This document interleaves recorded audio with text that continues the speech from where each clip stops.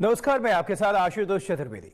Iran के राष्ट्रपति इब्राहिम रईसी के हेलीकॉप्टर दुर्घटना में मौत हो गई। इस हादसे में उनके साथ ईरान के विदेश मंत्री हुसैन अमीर अब्दुल्लाहियान भी मौजूद थे और अन्य अधिकारियों की भी जान चली गई है। और बताया जा रहा है कि हेलीकॉप्टर का मलबा मिला है, लेकिन कोई जीवित नहीं मिला। ईरानी रेड क्रिसेंट के चीफ ने बताया है कि रेस्क्यू टीम दुर्घटना स्थल और हेलीकॉप्टर के मलबे तक पहुंच गई है। प्राप्त वीडियो में हेलीकॉप्टर का केबिन पूरी तरह से क्षतिग्रस्त और जला हुआ दिखाई दे रहा है।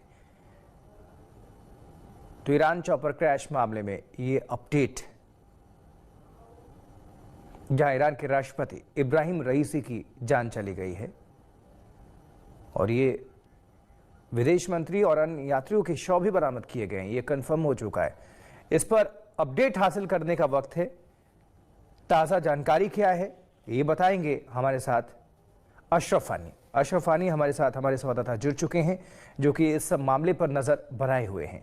अशरफ, अब ये पुष्ट हो चुका है कि ईरान के राष्ट्रपति नहीं रहे, और क्या जानकारी है, क्या इंफॉर्मेशन है, आप दर्शकों को अपडेट करें।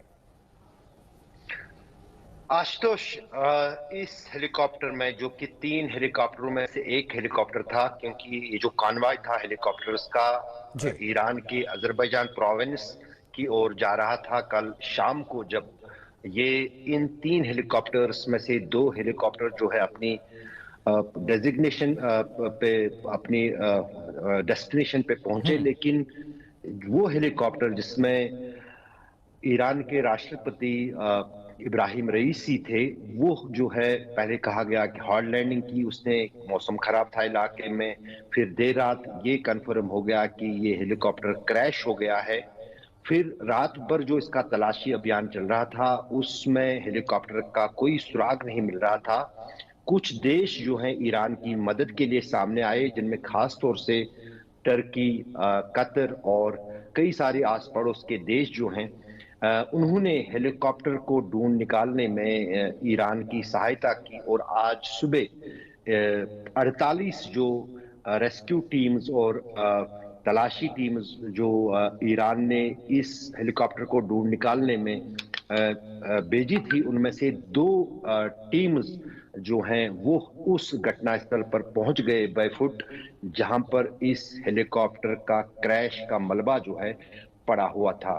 जैसे आपने शुरू में कहा कि अब ईरान ने सरकारी तौर पर भी इस बात की पुष्टि की है कि देश के राष्ट्रपति इब्राहिम रईसी नहीं रहे, वो इस दुर्घटना में जो है मारे गए हैं। न सिर्फ वो, बल्कि इस हेलीकॉप्टर में जो 9 अन्य लोग थे, जिसमें विदेश मंत्री जो ईरान के थे, फॉरेन मिनिस्टर हुसैन अमीर अब्दुल्ला, गवर्नर जो ईस्टर्न अजरबैजान के थे मालिक रहमती, और तबरेज इमाम मोहम्मद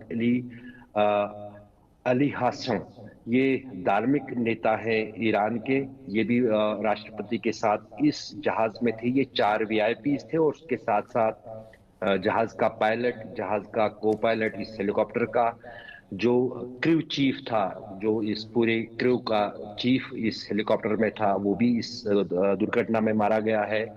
सिक्योरिटी का जो हेड था इस हेलीकॉप्टर का, राष्ट्रपति की सिक्योरिटी का, वो भी मारा गया, और साथ ही साथ बॉडीगार्ड जो थे राष्ट्रपति के, वो भी इसमें मारे गए हैं।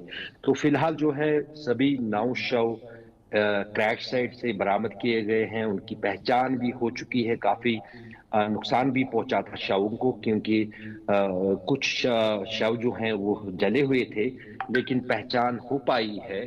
उसके बाद ही जो है ईरान ने अपने सरकारी तौर पर घोषणा की है कि उनके राष्ट्रपति नहीं रहे।